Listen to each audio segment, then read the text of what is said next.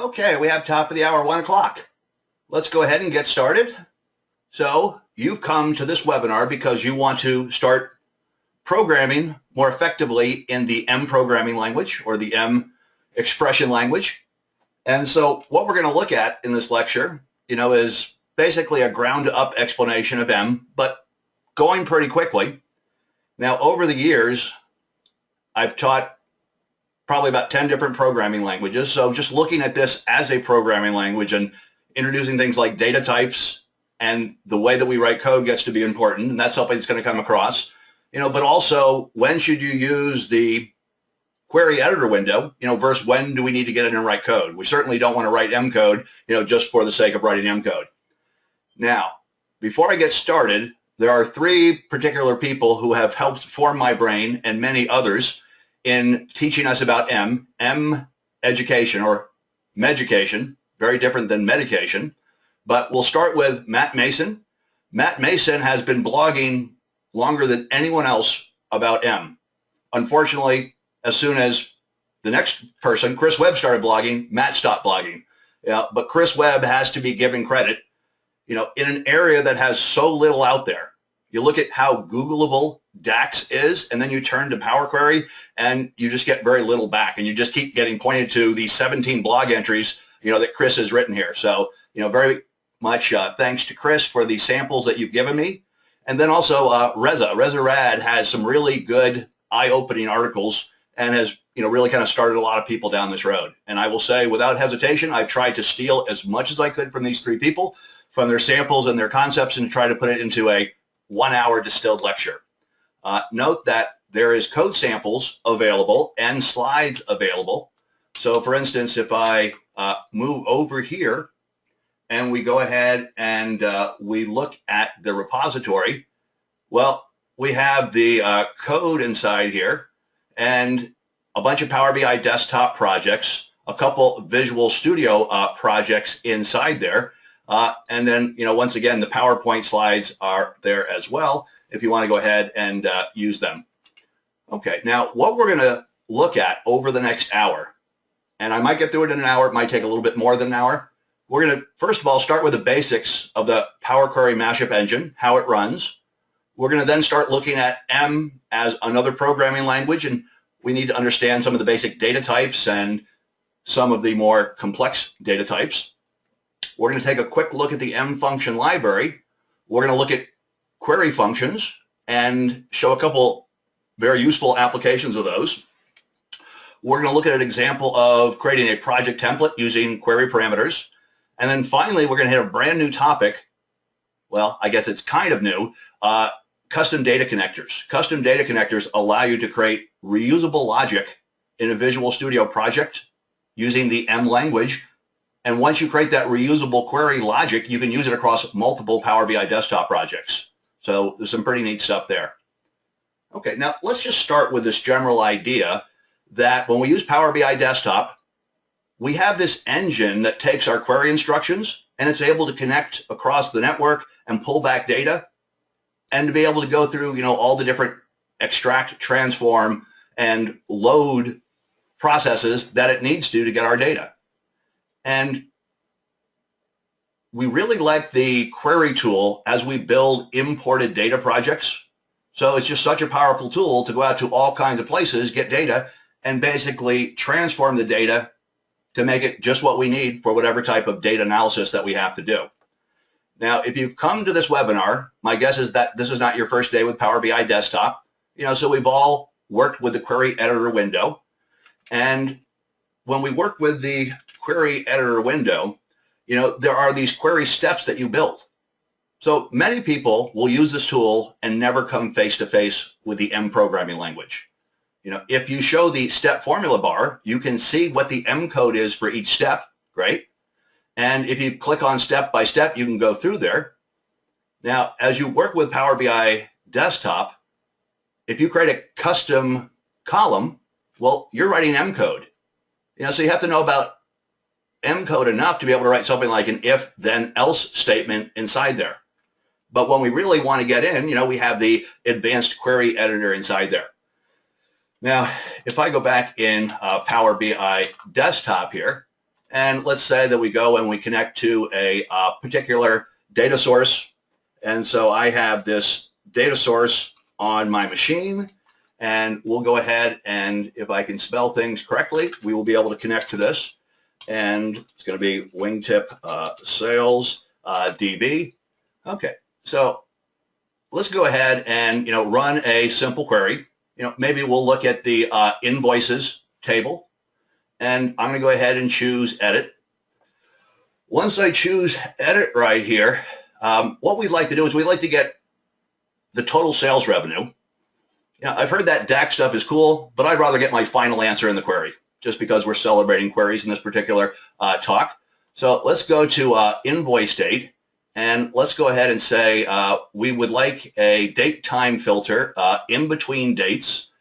So what I'd like is something that is after or equal to. We'll go back to 2015, and we'll basically take the first day of 2015, and then we'll say is before, and we'll basically have the last day of 2015 here, or the first day of 2016. Okay, so we go ahead, we run that. Okay, so now let's say that I don't really want all these particular columns. We just want this column right here. So one of the things that I could do is I could say, let's go ahead and remove all the other columns. Okay, now that we have done that, maybe we can go ahead and we have a table that has one column. So what I want to do is I just want to get that particular column inside there. So we'll take the invoice amount. And now what you see is we have this thing which is called a list. Okay, that's great. There's a list. And now I go to statistics and we'll say sum. And now you can see my query is just basically returning an answer inside there, basically a single value. But the whole time I go back to the query editor window and I didn't have to worry about how this was being written. The tool just did it for me. Okay. Now, the advanced editor window is anything but advanced. So really it is a simple text box that needs to be used by advanced users. So there are more advanced editors that many of us have used, and we need protection because M is kind of difficult to learn. So let's go ahead and give Lars some credit for being the first one to come up several years back with M extensions for Notepad. Visual Studio Code has M extensions now, so you can open that up and you can get color coding. What I'm going to be using today, in addition to Power BI Desktop, is Visual Studio 2017 with the Power Query SDK. Okay, so let's say that we start up Visual Studio. Once we start up Visual Studio, I'm going to say I would like a new project. And if you have installed the Power Query SDK, and that's something that I'm going to talk about in the very last section, why you would do that. But let's go down here and, inside my demo folder, we'll have some type of M fun inside there.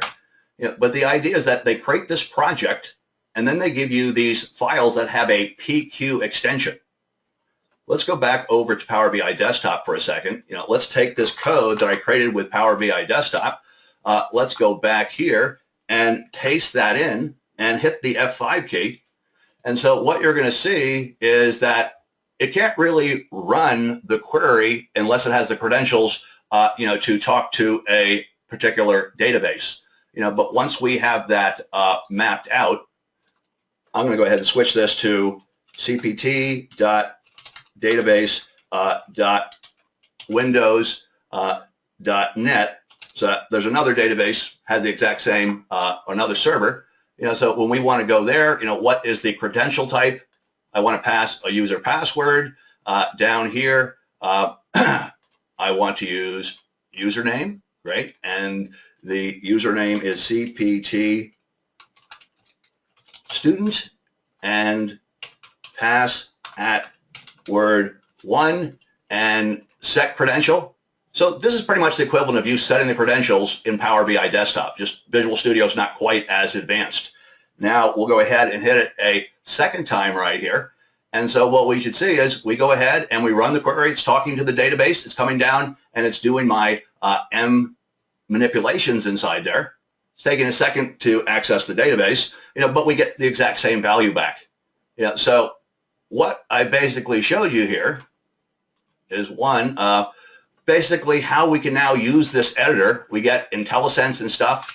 And, I think what you're going to find is, as you start manipulating code, being able to work in this editor and kind of make changes to things, and then be able to copy and paste what you've done, back here to the advanced editor window gets to be pretty appealing, especially if you've been working in just the advanced editor window for the last year or two.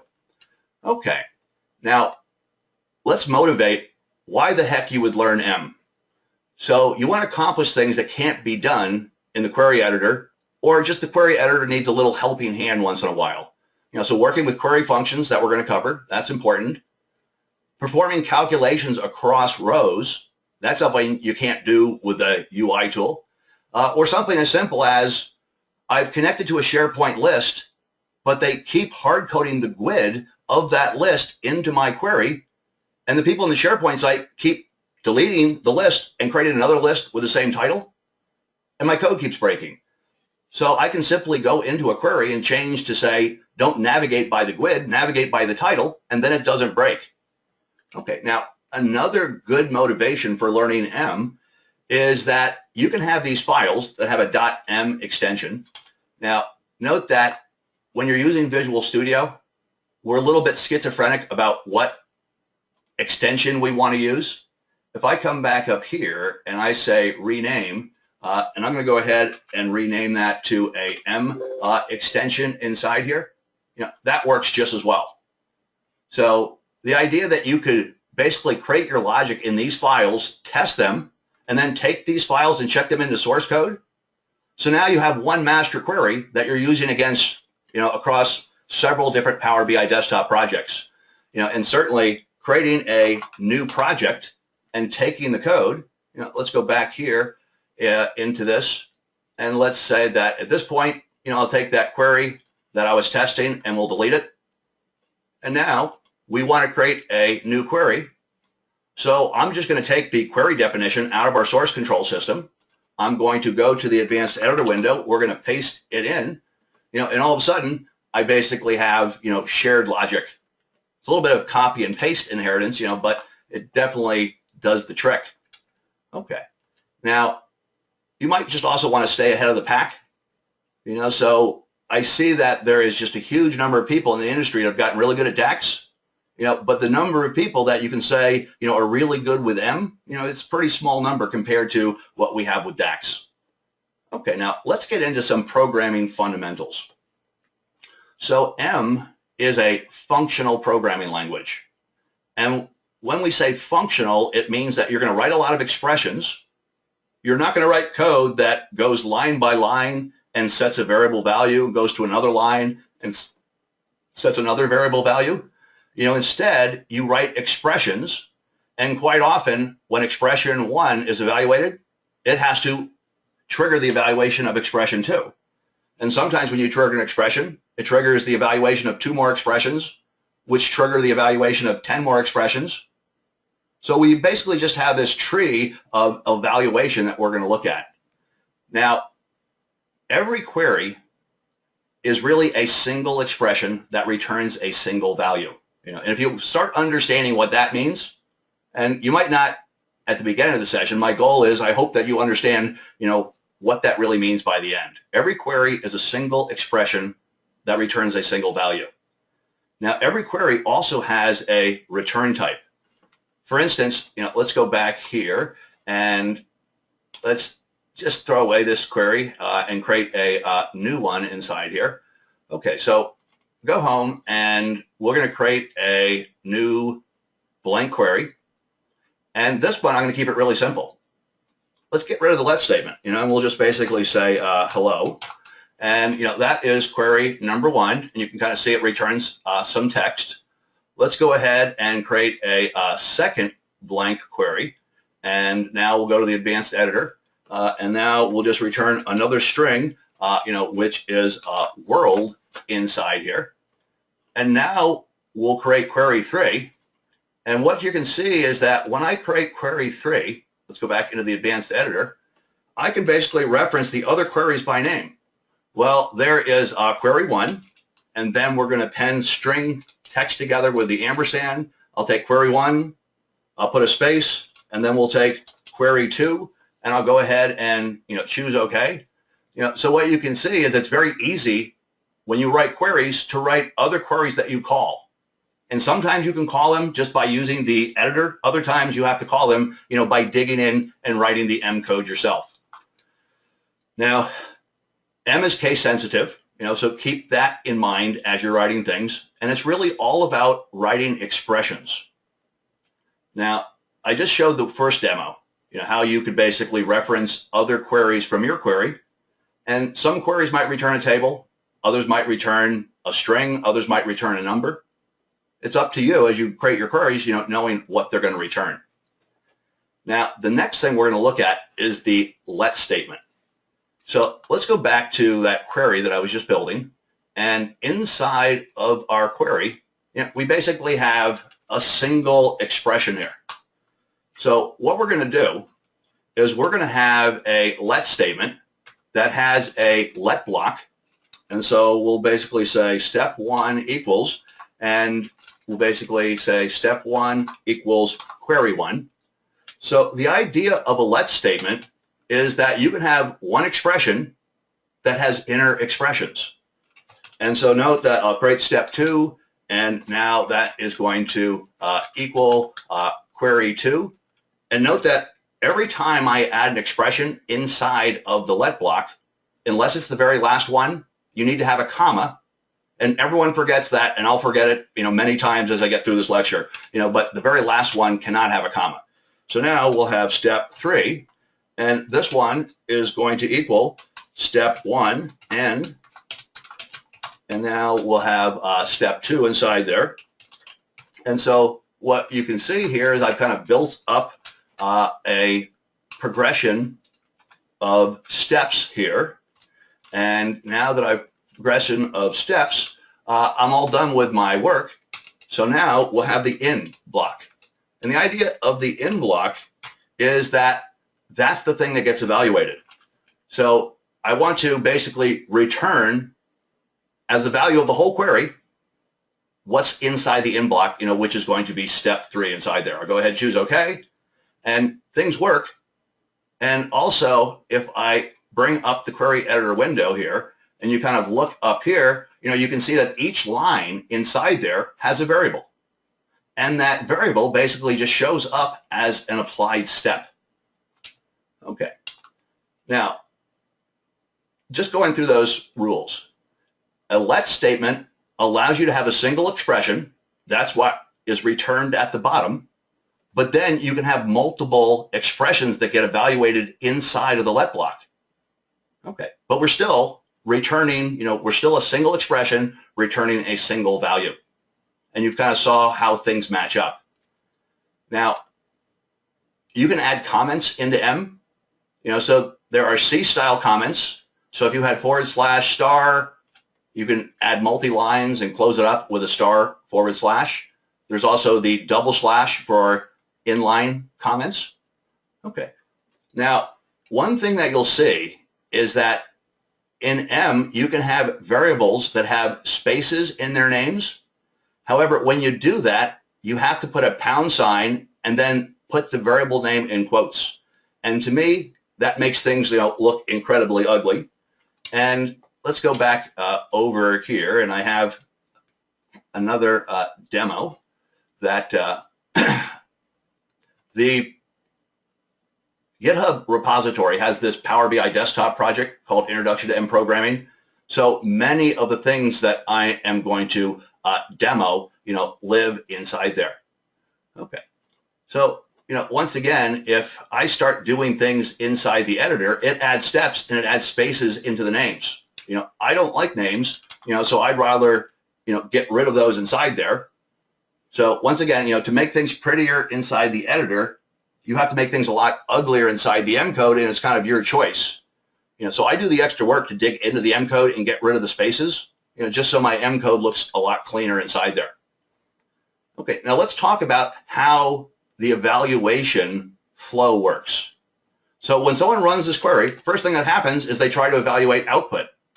Well, then they have to go and evaluate this step. But before they can fully evaluate this step, var3 is in this step, they have to evaluate var3. But before they can fully evaluate var3, they have to evaluate var2 and var1. So you have something that triggers the flow of evaluation, and in most cases, it results in the evaluation from the top to the bottom of your let block. But that's not always the case. For instance, what if I just took my steps and reversed them? Would this code still work? var4, var3, var2, var1, gosh. And yes, this code will work just fine.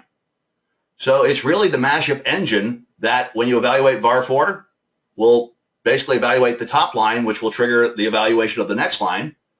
So it works fine, but the good reason not to do this is it will confuse the heck out of the designer, and the designer won't be able to follow along.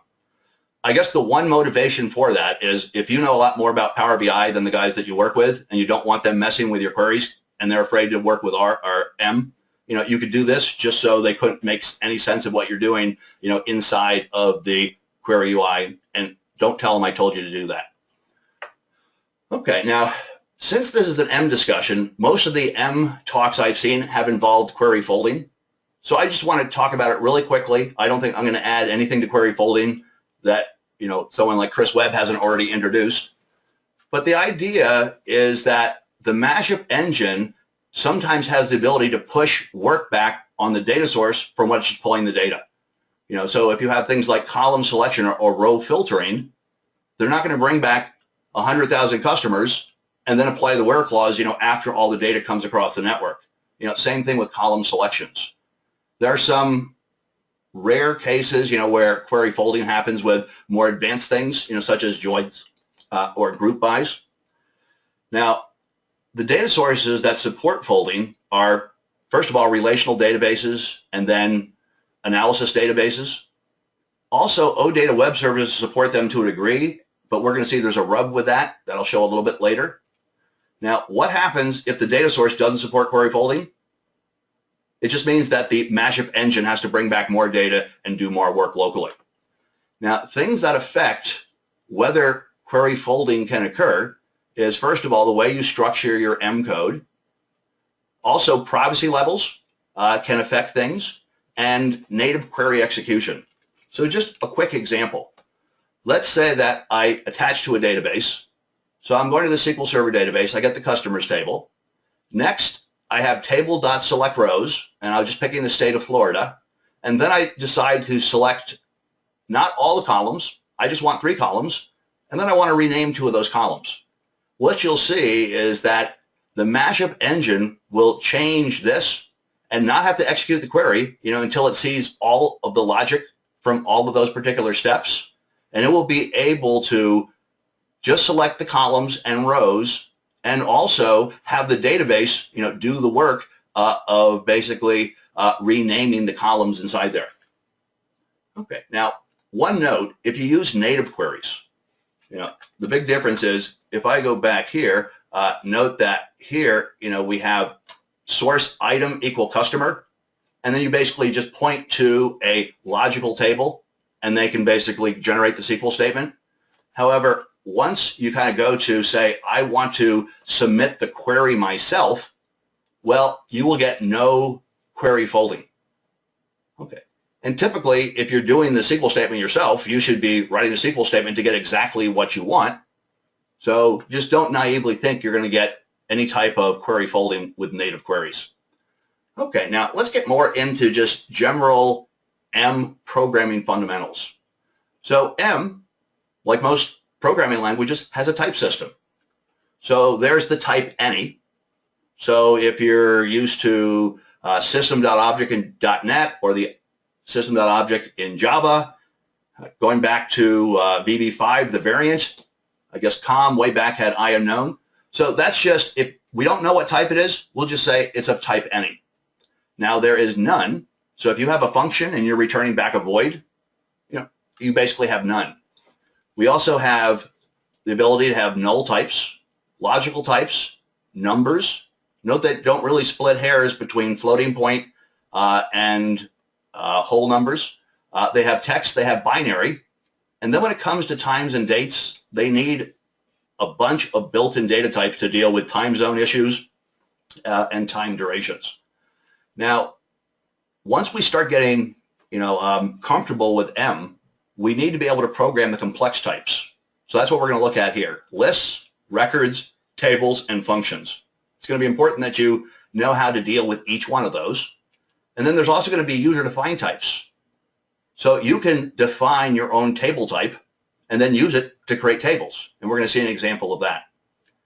Now, here's just a quick example of having steps and assigning values of different types. Number, logical, text, null. Okay. Now, we're going to look at creating lists and records in just a second. But let's say that you wanted to initialize dates or times. So some of the functions that you call have the pound sign in front of it, pound time, pound date. But you can see that this is how you would create a literal value for a time, date, date time, or date time with time zone, or a duration. Pretty straight ahead once you're going to get down the syntax. Now, the next thing we want to look at is lists. So the idea of a list is pretty simple. Let's go back to this, and let's say that I quickly create another, let's create a new query. And inside of this particular query, let's go ahead and create a list. So I open up the curly braces, and then 3, 5, 7, and I have a particular list inside here. Okay, now if I have a particular list, let's go back here, and I want to get at a particular element inside of that list. It is a zero-based array. Okay, remember to put your comma inside there. So if I go down here and I want to pick one of those numbers, well, I'm going to go back to that list. I'm then going to use the curly braces, and if I wanted that first element, I would basically type 0 inside there. Note that if we want to see kind of the value come out the other side, we're going to have to choose that inside. But now you can kind of see, I was able to pull the first element out. Okay. So you see what lists are. You define them with the curly braces, and then when you want to access them, it's a zero-based access. Now, one other little trick there. Look at our array. It has 3 elements. So the valid indexes go from 0 to 2. So what would happen if I tried to get Rat Pack 4? Basically, that would raise an error and it would be indexed out of range. There's a neat little trick. If you add the question mark behind, if it is out of range, it will not return an error. It will just return a null value. So just kind of a little trick to kind of make your code so it doesn't blow up. And in some cases, if there's nothing there, it's fine. We'll return a null value and carry on. Okay, now Chris Webb has a really neat blog that he did on text select. And the idea of text select is instead of cleaning up a string by figuring out what characters you want to remove, and maybe they'll come up with some character I didn't think about, another approach would be, why don't we create a list of the characters that we approve of? Now, note that there is this tricky syntax, and you can kind of see it right here. If you define a list, you can have the first and last element and then put a ... inside there. And so set 1 will have uppercase letters A through Z. Set 2 has lowercase letters A through Z. Now, for the digits down here, it's a little bit more tricky because I can basically say, give me an array of 0 to 9, but they're going to come back as numbers, not text. So then I do a list transform, and I basically transfer those to text. What's this thing right here? We'll talk about that in a little bit, and we'll talk more about each in just a couple slides. Okay, but what you can see here is that, we have an approach for creating set 1, set 2, set 3, and now let's just kind of take any other characters that we care about. We go ahead and you can take lists and simply append them together to create a master list. And now we take text select and we say, here's our input string, and here are the characters that we're allowed, and get rid of everything else inside there. Okay, so that's just a good example of, having knowledge of programming with lists, to be able to achieve a particular end. Now, the next thing we want to look at is records. So the idea of a record is that you're creating a structured instance that has fields, and you would have to have at least one field. So here you can see that we've created a couple different records with first name and last name. And the top is where we define the records. So records are values. And then down below, you can see that if you go to person one, you open up the square bracket and say first name. That's how you go to a record and pull out a field value. Okay, now records are important. Sometimes you're going to get your data from records. Every single table that you work with, you have the potential to start accessing it record by record. But also, here's another example. When you want to call to many of the mLibrary functions, like in our case, web contents, there is an argument that we pass to web contents, which is a record. However, it's a record within a record. So the first thing that we do is we define this particular record right here, which is the request header. So here, when we make an HTTP request across the network, we want it to have an accept header. We want it to have the OData max version number. And note, here's one of the cases where you have to use the # and the quotations around the name of something. So I use them in my code when I have to, and this is one of the cases when I do. Okay, so the first thing we do is we create the request header record. But then when we call to web.contents, you just don't pass that. You have to pass an options record, and the header record is just one of the arguments that you could pass. So now we've created one record, we've nested it inside of another record, and that's the record that you have to pass when you call web.contents. Okay, so the more you start programming with M code, the more natural it will seem, as you start programming with records, either creating them or basically pulling field values out of records. Okay. Also note that we have this combination operator.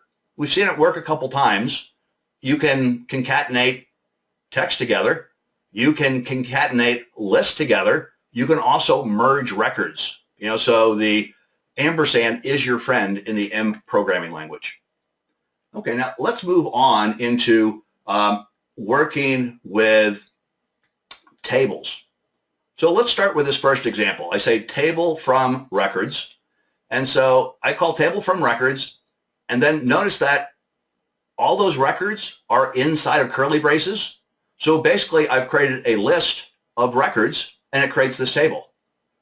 Now, one of the issues with that is the columns are not strongly typed. Whenever you see the ABC 1, 2, 3, you know that the best they could come up with is say that is of type any. And generally, when we're creating queries, we want things to be strongly typed. So now, how are we going to get there? M allows us to define user-defined types. So let's see a simple example. So if you look at that top line, customer record type equals. So we're creating a record type there. Note that you don't use the word record. You just say type.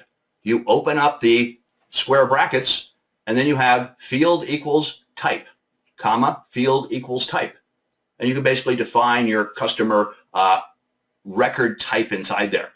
Now, when it's time to define a table, I say type table, and I can either define the record right there, or I could basically reference another record type that I've already defined, like we're doing in this case. Okay, now let's go ahead and take this and put it into some practical use. So in this case right here, what we've done is we've created a customer record type. Once I've done that, I create the customer table type, and then we use the pound table, and the very first thing that we pass is the table type definition that we have inside there. Okay, now let's go back over to our sample inside here, and we have this customer table type. Just to show the flexibility, you can define a query. That's what I've done here. Let's go look at the advanced editor. And this query is nothing but a table type definition of first name and last name. So what's kind of neat is that I can now use this across multiple queries. Now let's go to merge from records inside here. So first thing we want to do is we want to create our starter table. So I'll say, give me a table of this particular type, and then I'll basically have the open and close curly braces and basically say, don't put anything else inside there. Now I have some customer data that we're going to load in. And so now we're going to say table combine, and let's take the data and combine it with our starter table inside here. Okay, let's go ahead and choose OK. Now, what's really neat about this? Imagine that you have the customer table type, and now you have 5 different queries that use the customer table type. Let's go to the customer table type, and let's add a new field. So we'll come here, and we'll say something like email. Email equals text, and I'll hit enter. And now let's go back to that same query that we just looked at, and all of a sudden, we got a new column inside there. So having these table types and being able to kind of create template starter tables that have the right columns inside there, gets to be a common practice, especially for people that watch Chris Webb. Okay. Now we've seen that. Let's keep moving through here. We're starting to get some good momentum. Let's talk about the each syntax. So many functions that you'll call. In this case, we're using the example of table.selectRows.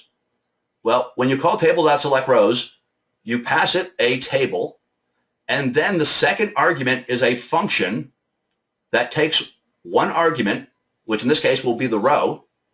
And so what we can see here is that, here is a function definition, where we have the parameter of the function. We have this thing which is the arrow function, and then we have the implementation. So the idea is that we have a special type of function that we have to implement. And this is what we call unary. And that means it has one parameter. Now, because there are so many functions that take parameters as unary functions, they basically have this syntax, which is each. And the idea of each is that it basically provides the exact same effect of what we saw above, where you've defined a parameter and passed it. However, they pass an implicit variable, which is the underscore. Okay, that's confusing to many people, just kind of getting used to, oh, there's an underscore there? That's the name? Now, if they pass you a row, and the row is the underscore variable, you can basically access a field by using the underscore, then the field name. Note that they also support just getting rid of the underscore and just having the field name inside there. So quite often when we use each, there's no need to use the underscore. However, think about the case where you're doing an each not through a table that has multiple columns, but you're doing it through a list. So you can see list transform my list, each text upper. At that case, you're basically passing a method of what to do to each item inside of that list. So you have to use the underscore, to basically pass the current value, into text.upper. Okay. Now that we've seen that, let's get a little bit more advanced. So one thing that you can do that gets to be pretty neat is to start working across rows. And Chris Webb has a really neat example. I kind of took his sample, but I figured I had to come up with a new one that kind of complemented his. So let's go back over here. And what I want to show you here is I have a sales table.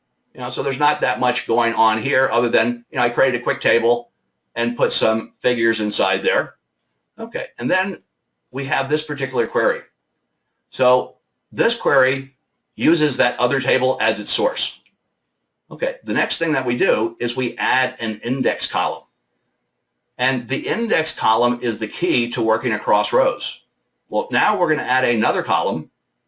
And what we'd like to do is when we get to 278, we want to sum up 154 and 124. By the time we get to here, we want to basically sum all those things up inside there. So how do we accomplish that? So let's say that there's the row in question. So it is the row with the index of 4. So I'm going to add a custom column, and the first thing we're going to say is list range, and note that added index is just the name of the table from the previous step. So when I reference the table and then I reference a column, it returns back a list. And then if I say range from 0 to index plus 1, that's going to create a list of that particular length. And then the next step is just to sum up that list, and then we get the value back inside there. So once again, pretty neat stuff, to be able to do this. Okay. Now, there's, of course, the practical observation that most of the time we don't do this in our queries. DAX would be able to do this and probably do it in a better way. But I think you can find edge scenarios where your query is digging through data, and when it gets to a certain value, it can stop digging, because you have a running total inside there. So there are some applications, where working across, rows gets to be extremely valuable, as you're extracting data. Okay. Now, next thing we're going to look at is the M function library. So there's a great reference, which is up on MSDN. There's the reference there. But what you'll find is that there's all kinds of data access functions. There's all kinds of functions for manipulating tables and lists and doing transforms. And there's just way too many for me even to kind of start moving through, what they are. But just going to that page and taking some time and kind of seeing the depth of what's in the M function library is pretty impressive. Okay, now let's go ahead and look at two different ways that we can get data. So we have some data, and our data lives at this particular web service, which is subliminalsystems.com. So let's say that I go back here, and I'm going to go to OData, and before I do anything, let me go ahead and create this. Go to source. I'm going to go to OData, and I'm going to go ahead and put in this URL to where my OData endpoint is. Now, one of the nice things about the OData connector is that it's driven by metadata. It goes and gets the metadata. There's only one entity, one table I can bring back, but there are multiple ones. It'll allow me to bring back multiple ones. I go ahead, I choose OK. Once I choose OK, well, now I can do things like I'll select, what are the IDs, that I want. Let's say that I'll put a where clause in place right here. So we'll basically say number filter, and the number filter will be less than or equal to 10. And now that we've done that, we'll also go ahead and pick some columns, and we'll basically say remove those columns. No, that's not what I wanted to do. Let me try that one more time. I wanted to remove the other columns. Okay, so we'll remove the other columns. Now, I'm going to open up Fiddler right here. So I'm going to open up Fiddler, and with Fiddler open, let's go ahead and take our data source inside here. And with our data source selected, we'll now go down here and do a refresh. And what we can see here is that, and probably to get a truer experience, you want to enable load and do a close and apply. Okay. What I want to show you is that there is some inefficiencies, when you use the OData feed. You get the productivity enhancement. Let's go ahead and do a refresh. But what you see is it has to make a couple other calls inside there to get the data, but then it definitely does a command. And if I go back here and we look at web forms, we can basically see that when it called over to the web service, it was able to do query folding inside there. However, sometimes you don't want these extra calls inside there. So another trick, let's go back here and kind of take a look at a second option. And our second option is just to use web contents. When we use web contents, we can basically dial in what we're going for, because I can add in the select and the filter parameters, right into the URL. I can basically add the accept header, and I can basically say, give me OData with no metadata inside there. Okay, so we have a second parameter here. Let me go ahead, open this query editor window one more time. Let me go ahead and take the OData, and I'll turn that one off. We'll take the web contents, and we'll turn that one on here, and we'll go ahead and choose OK. And once again, let's get back to Fiddler, just so we can kind of test things out. And so now when I go ahead and refresh the data, we basically have a more efficient way to get just what we're trying to pull across the network. Okay, now note that another big difference is that if you're using OData feed, let's look at the advanced editor, pretty straight ahead, inside here, and you can kind of see that as you navigate, you just have a nice table. When we use web.contents, what we get back, at first is a particular JSON document. Then we have to drill into the JSON document list. Then we have to basically split the list apart. And you can see, there is a lot more work, but you can basically get to the same point. And really the efficiency is made, by making the call across the network quicker. If we have to do extra work, here over on the client, typically that's not a performance issue. That's you knowing what to do issue more than anything else. Okay. Now, let's go ahead and look at some more advanced functionality. So let's move into query functions. The idea of a query function is that a query can be made to have parameters. So a query function has to have at least one parameter. It can have many parameters. And the way that we define a function, is basically to add at the very front of it a parameter list and then the arrow operator, which is equals and greater than. Now, let's look at an example of how we can use these. So what I'm going to do for this demo is I'm going to go over to SharePoint Online. And in SharePoint Online, I have some files that I want to access. So I have this SharePoint site. I have a document library named data, and here are some text files that have some unstructured data inside there. So when I want to get that, first thing I'll do is I will get a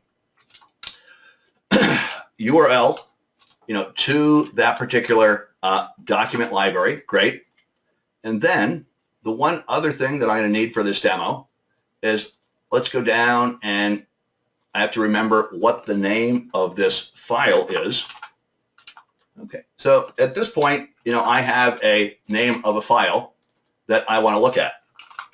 Okay, so back here inside of this particular project, what we're going to do is we're going to create a new data source, and we're going to create it based on web.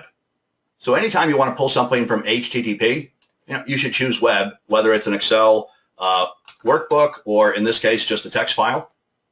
So we'll go ahead and choose OK. And it's going to connect to this particular file.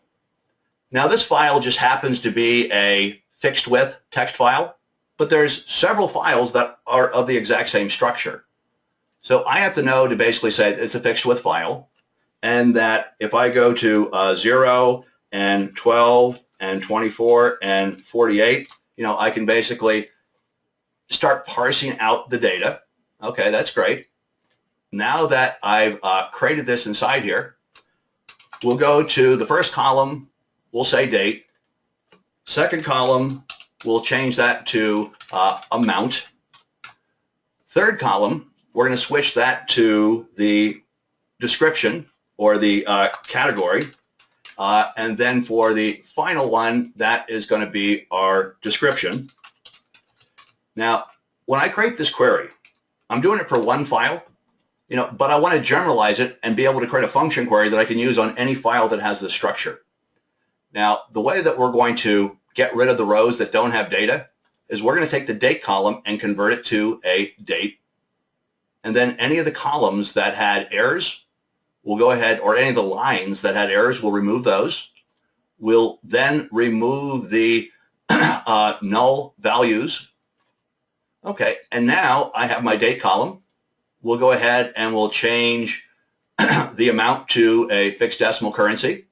Great. Now I'll go and we'll transform by just doing a quick clean, on both these particular files inside there.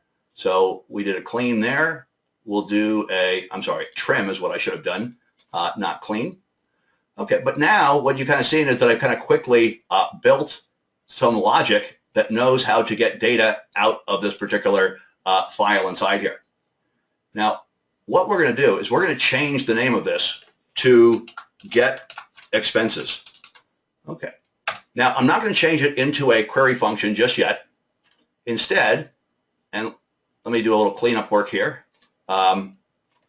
So I have created a whole bunch of queries that I want to get rid of just so we have only the queries for this particular demo. Okay, now the next thing I want to do is I want to get a list of the files that we have to process. So this time, we're going to bring up the new data. I'm going to pick on share, and now I'm going to query for SharePoint folder.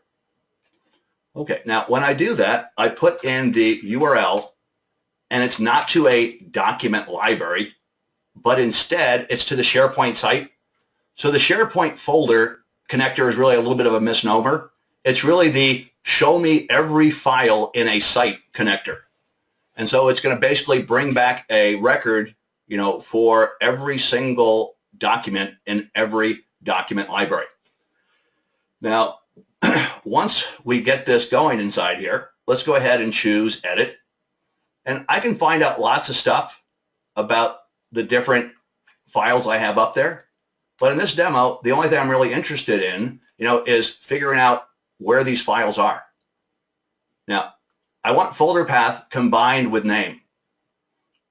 Now, before we do that, let's go ahead and do a filter so that I only get back the files from the document library that I care about, which is the data one. Now, I want to append these two things together. And note there's the trick where it doesn't matter which one's on the left, which one's on the right, but I select folder path first, hold down Control, select name, and now we're going to merge the columns together. We don't need a separator, and this one is going to be the file path. Okay, so now what we've got is we basically got 3 different files, and I'm going to go ahead and change the name of this to expenses. Now, we're going to go to our first query, and that's the one that knows how to get the data.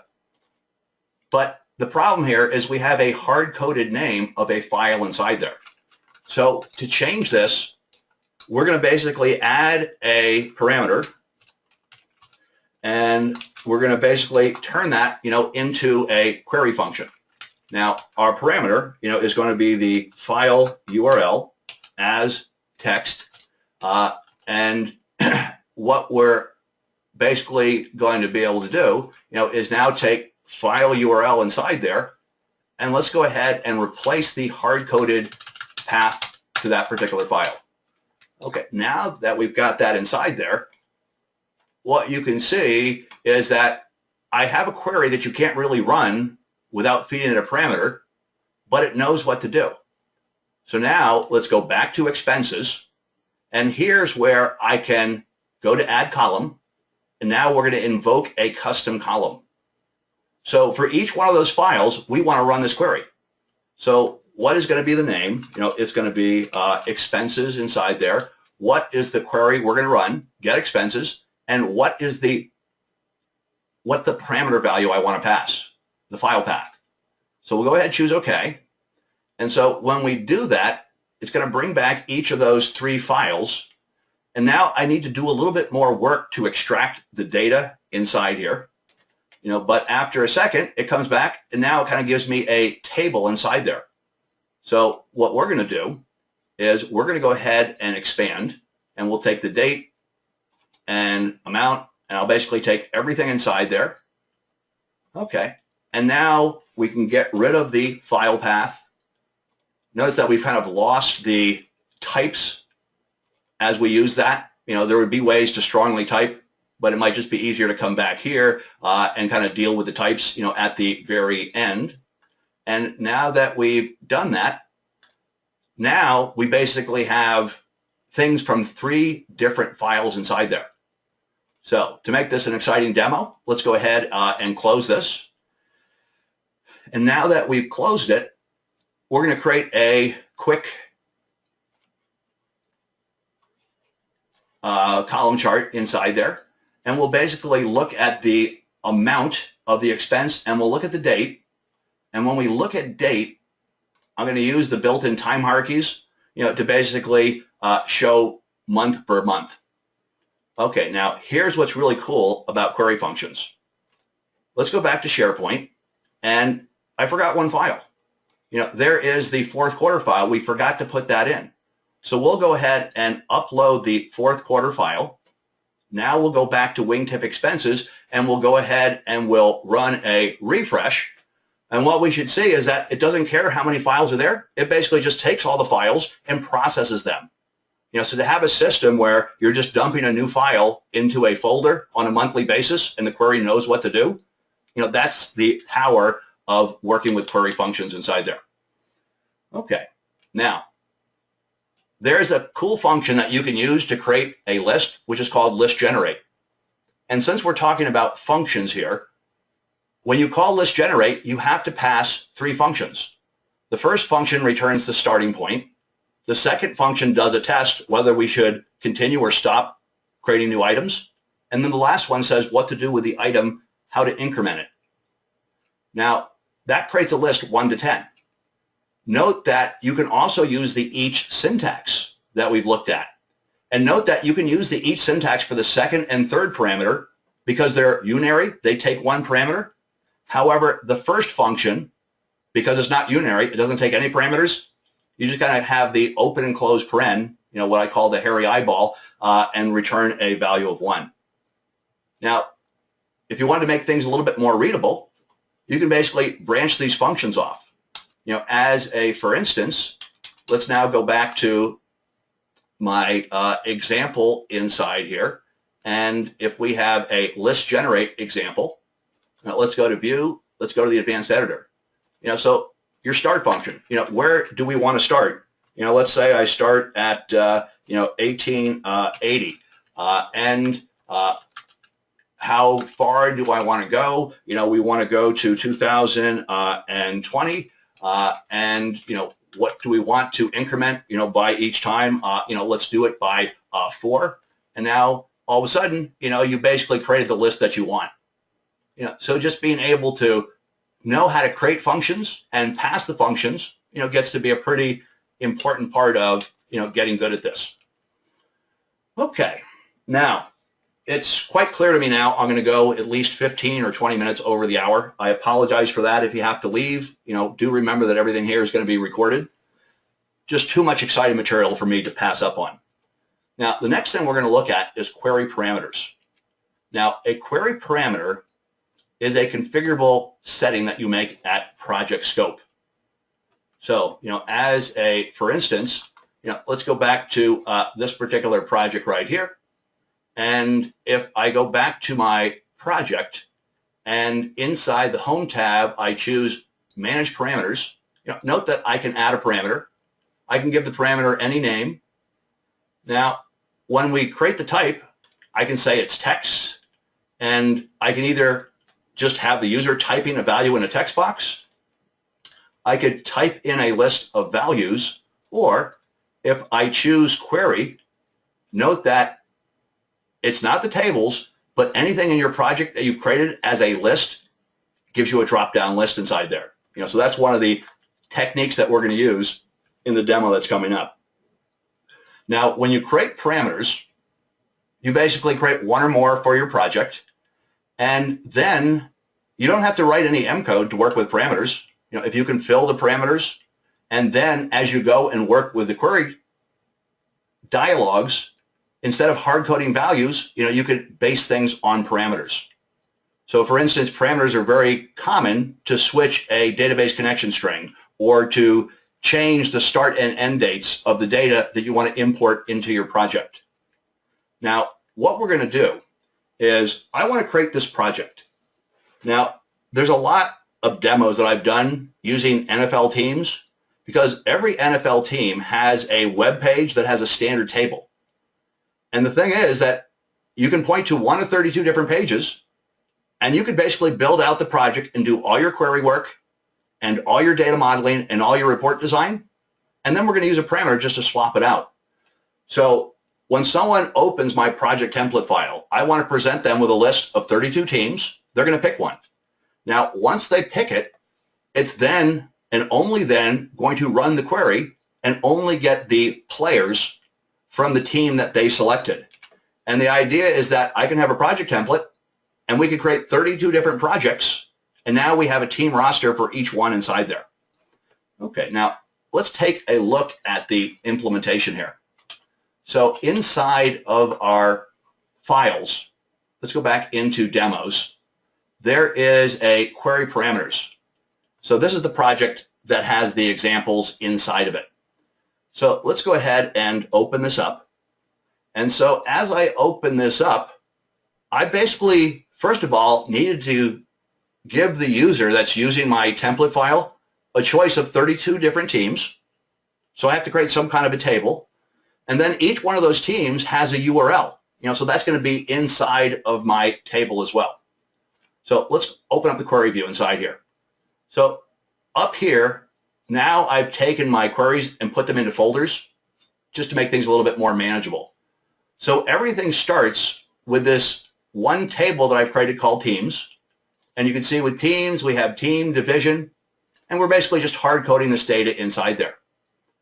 Okay, now next, remember that if I go to something like a single column and I right click and I choose add as new query, all of a sudden it adds it, and I'll call this something like team list 2. Now inside of this project, let's go and look at the one query parameter, which is team. It's based on text, it's based on a query, and note that any list that you have here, so we just basically created a list from that teams table inside there. And so basically, once someone picks a particular team, well, now we can do certain things, such as I want details about the team, but you can see here is that we started by creating the team details as something that references the teams, but now we're going to filter rows. So you don't need to write M code to come down here and be able to say, I want to use a parameter, I want to use the team that someone selected, and that's how we get the rows inside there. Okay, now we have this function which is called getPlayers. However, getPlayers doesn't need to know the team, it needs to know the URL. So I have another query which is called roster URL.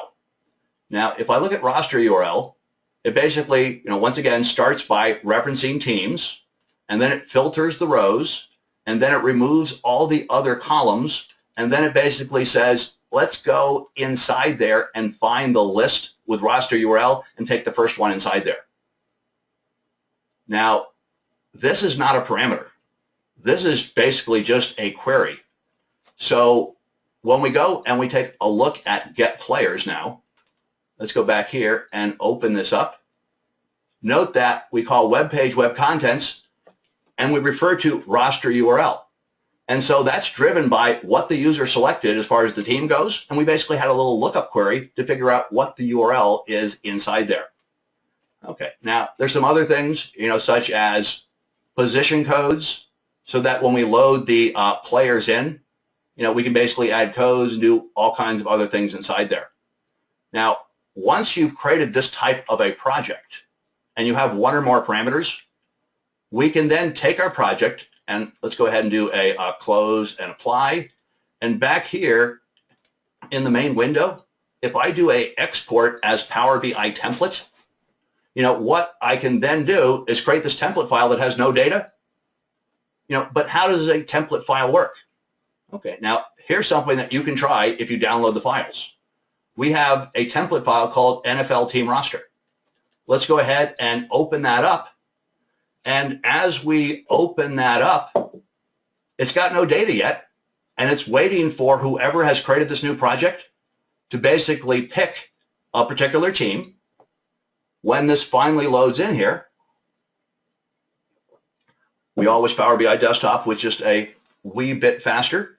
When it loads in, it then tells me, the creator of this new project, go ahead and pick a particular team inside here. Okay, so hate the Eagles, but they won the Super Bowl, so I'll pick them. But now the idea is that you've already written all your queries, all your data modeling, all your report design. You're just basically pulling in data from one of 32 different teams inside there, and you can kind of see that, how this might be a good starting point for projects when you have the exact same database, across multiple clients or something, that is like that inside there. Okay, so that was a quick look at template files. So right now we're 5 minutes over, and we've saved the best for last. So the last thing we're going to look at is custom data connectors. Now, custom data connectors, I'd say, are new, but they've been in preview for developers since last summer. So Visual Studio has projects that we're going to be creating to give us the custom data connector project. Now, first of all, what would be a motivation for creating a custom data connector? You're going to go into Visual Studio, you're going to write code in M, and basically your code will then be something that can be reused across multiple Power BI Desktop projects. So one thing we can do is create a business-friendly front end for a REST API so that our Power BI Desktop users, don't have to figure out how to use $select and $filter. We can also, if we have a database or something behind OData, we can create a connector, just to have our own branding or our own connection details that we build into it. You can expose a limited view. So one reason you might create a data connector is to make sure that they see the data you want them to see, but not the data you don't want them to see. Okay. We can also control how the mashup engine authenticates against the data source. And to me, this is where they have a lot of power. So what we're able to do is inside the custom data connector, you can actually implement an OAuth v2 authentication flow. And so the last demo I'm going to do is showing how to create a custom connector that connects to the Microsoft Graph API. Okay. Now, one thing I haven't touched, but it's a big topic, is that you'll be able to create custom data connectors to enable direct query to a whole bunch of data sources that aren't supported. So having more things available through direct query, will be a good motivation. Now, there's one issue with custom data connectors, and that is they pushed out a preview SDK that developers could use as of last summer, and Power BI Desktop works with it, but they haven't finished the plumbing so that custom data connectors at this point do not work in the Power BI service or in the on-premises gateway. So Microsoft is working hard, and it seems like over the next 2 or 3 months, we'll probably hear of a lot of progress. And I think once the custom data connectors start working in the enterprise environment, that people are going to take to them very quickly. Okay, now let's go ahead and create a simple project. So let's go back to Visual Studio. And inside of Visual Studio, I'm going to create a brand new project. And for this particular project that I'm going to create here, I'll just go ahead and create a data connector project, and I'll call this Bob, for lack of a better, more creative name. So now that we've created this new project, note that it has this one file, which is the PQ file. So that's where we define things. Now, the way that we write M code changes because now you're not in kind of a local project, but you're writing reusable code. So note that you'll have to write your M code in what's called a section. Okay, now you have the data source kind, and you have ways that we publish this inside here. Now, just to do something really simple here, let's say that I'll just take this M code and we'll say, hello from Bob. That's going to be enough. We'll get rid of the hello world parameter inside there. Okay. But note that you'll create M code that does your queries and pulls back things. You then have the ability to choose how we're going to authenticate. Down here, there's also some things to put buttons in place. Okay, now, in just a second, I'm going to move over to a project that has a lot more going on. But let's just kind of step through, how we would get this working with Power BI Desktop. So the way that we're going to get that working is I'm going to right-click and I'm going to choose Build.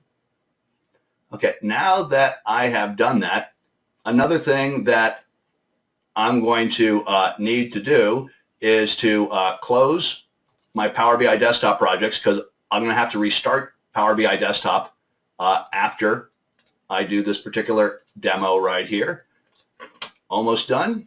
Okay, so now what I'm going to do is we'll take a look at this particular project. So if we go and we find the folder, for this particular project right here. So it is in C and demo, and there is Bob. And so inside of the project, you're going to find this file that has a MEZ extension. One thing to note is that they keep saying they're going to change the extension to something different. So I expect that would happen sometime soon.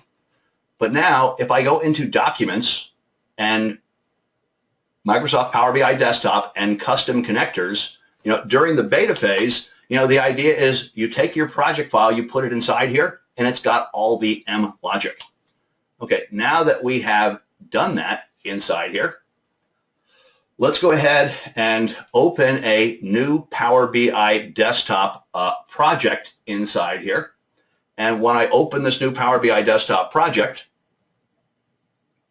and I go to Other, so inside here, let's go down there and say More. And when I go to Other, I can basically see there is my project inside there. And that is now a data source I can connect to. So the goal is that we have people, who aren't as technical as the one creating the data connector, are able to use the custom connectors to make the connection. In our case right here, if I connect, it tells me it's still in preview. That's great. And now you get to control how we authenticate. We're just going to authenticate anonymously. And at this point, if I go ahead and look at the query window, you can basically see we pulled something back from inside there. Okay, now let me lead you into the last demo. In the last demo, we're going to look at a custom data connector that accesses the Microsoft Graph API, which begs the question, what is the Microsoft Graph API? So in the Office team, they've created the Microsoft Graph API as this one-stop shopping web service. So instead of having to use 3 or 4 web services to get information from Azure and Outlook and SharePoint, we now have this universal API. And we go through graph.microsoft.com, and there's all kinds of endpoints.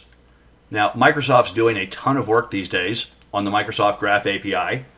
So we're just going to scratch the surface of it, but here is a URL that you can get more information just to see what types of information that you can get by making queries against the Microsoft Graph API. Now, in this demo, I'm going to use a project that was originally created by Matt Mason, and it shows how to create a custom data connector that connects to the Microsoft Graph API.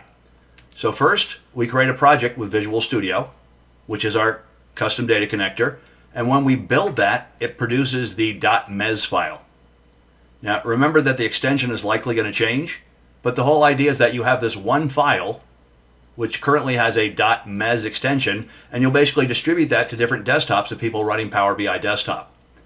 And the idea is that people can create projects, and in Power BI Desktop, they can create queries that go through your custom data connector and make calls against the Microsoft Graph API using a security protocol known as OAuth 2. Now, a little bit of background on the way that OAuth 2 works. There's a client application, and the client application wants to authenticate the user. We have to have a particular Azure application, but the idea is the client application has code that basically in the browser redirects the user to a place which is called the authorization endpoint. And you pass information to basically tell the endpoint what registered application you're using.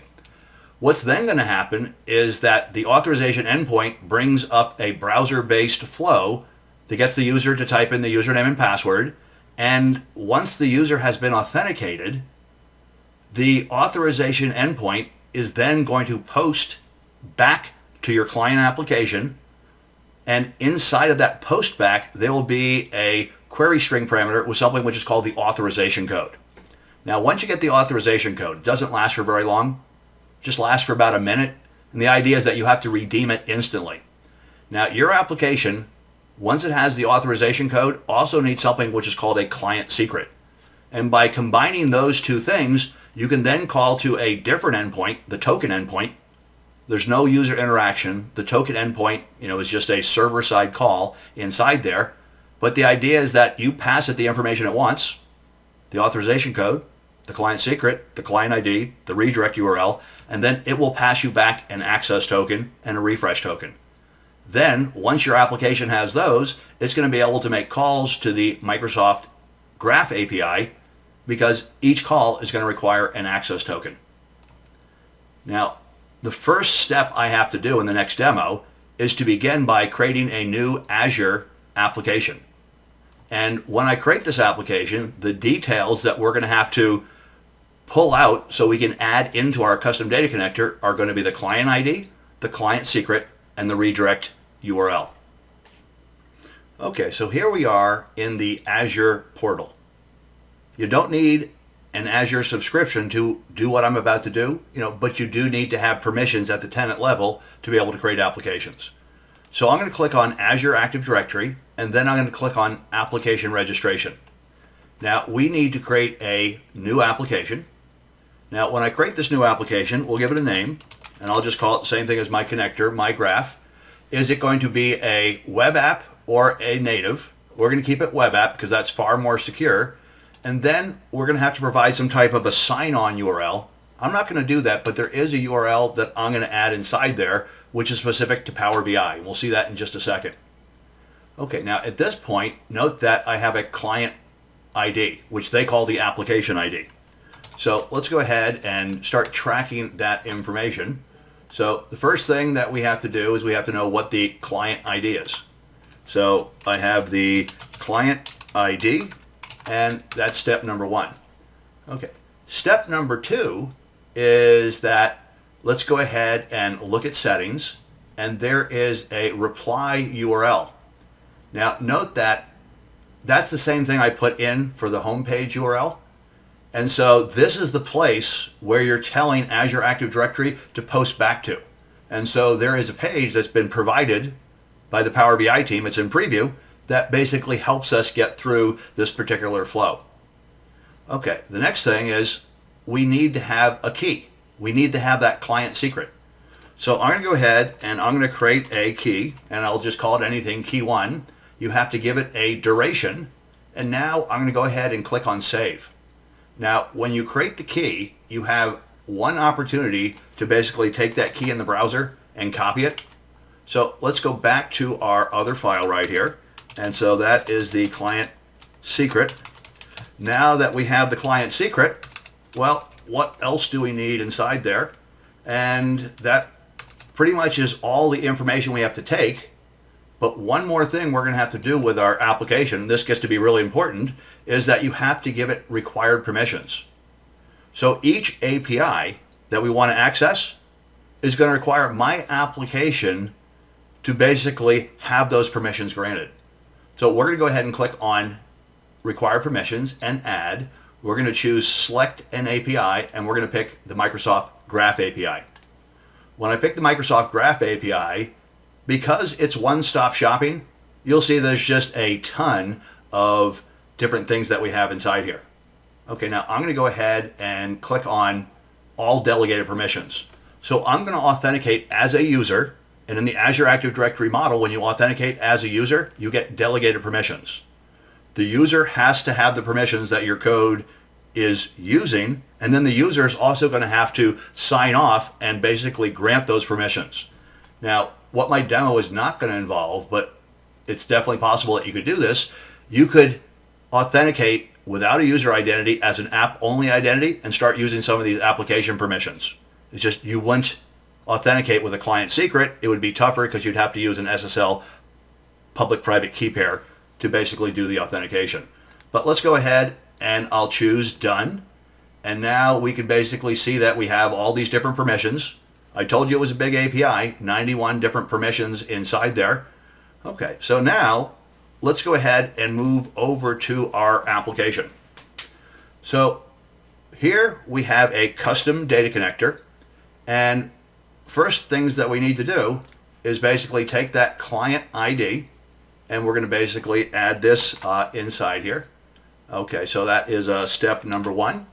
And then step number two will be, let's take this client secret inside here, and let's go ahead and put that in place. Now, there's some other details that your code needs. However, this would not change between my project and your project. The two things up top there, the client ID and client secret, are specific to me because they're unique to my Azure application and to my tenant. Okay, now let's go down here and just look at some basics as far as how we publish this. So as far as publishing this, notice that you have a button text, My MS Graph Data Connector. Okay, great. Let's go ahead and build what we've done. Once we built that, let's go and find the MES file. And to test with Power BI Desktop, let's go into Documents, Microsoft Power BI Desktop, Custom Connectors. Let's go ahead and add our custom connector there. And now we should be able to test it out. Let's open up Power BI Desktop. And as we open up Power BI Desktop, we should basically see a new custom connector when we go and we look at the set of connectors that are available.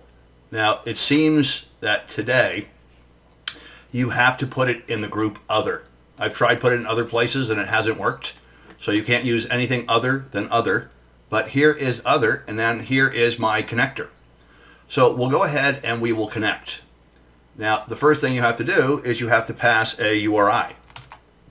So there is a URI that I'm going to be using. And so if I go down here to this text file, I've got the URI. Let's go ahead and paste this inside. Let's go ahead and choose OK. And so at this point, it now asks me to sign in. And you can basically see up top here, here is the URL. Now let's go back, into our project. So note down here that we have something that defines authentication and how it's going to work. So we only support one type of authentication, which is OAuth. Now, when you implement OAuth, you have to have a record that has a couple different functions, and the idea is that you are supplying functions that they will call at a specific time. Now, because we have OAuth, what we'll see here is that the user can only choose organizational account. Okay, now in just a second, I'm going to click sign in. But before I do, let's go back here and let's take a look at this one function. So note that we have a start login function, and that's what we've implemented right here. Now I'm going to go ahead and bring up one more tool. We'll bring up our good friend Fiddler. So what I now want to do is let's go back to Power BI Desktop and let's go ahead and sign in. And when we sign in, it basically takes me to a particular place. So if we go back here, one of the things that you can see is that somehow I got redirected to MicrosoftLoginOnline.com. If we look at web forms, gosh, a whole bunch of information, was added inside here. So the idea here is, let's go back. When you implement start login, you are helping to build this URL. And so what you have is things like the client ID. You have the redirect URI. And you basically end up putting together a request, and that request takes the user to this particular page. Now, over the next couple requests, your code doesn't have any involvement because it's just going from one Microsoft page to another until it posts back to you with the authorization code. So let's go ahead and I'm going to sign in. And if we have used delegated permissions, let's go ahead and choose OK. What you're going to see is that the first thing the user has to do is consent to all those different permissions. So the user goes ahead and consents. And when the user clicks accept, Azure Active Directory is going to respond by, continuing to configure grant for the particular user. But now you can see by the time we get back here and the user has been signed in, let's go back here. And what we can see is that there is another request that comes back. And that particular request is going to be for preview.powerbi.com. And you can see basically they pass you this thing, which is the authorization code. And at that point, after they post back to you and they give you the authorization code, that's where your finish login method begins to execute. So now what we're going to do is we're going to look in the query string and we're going to find that authorization code. And in addition to finding the authorization code, we're also going to package up the client secret. And so after finish login executes, what's going to happen is that they are going to call this particular, down here, you can see the very last thing is that there's now a call to Microsoft login.com organizations OAuth token 2. So this is a request, and if I look at the raw, it's a post request. So you're not making the post request, you're just basically building a record and passing it down underneath so the underlying infrastructure could make this post request. But if we look what comes back from that post request, hey, there is some JavaScript object notation, there is the access token, and now that we have the access token, we're able to get that. Okay, so at this point back here, you've already got the access token, and I can go ahead and I can choose to connect.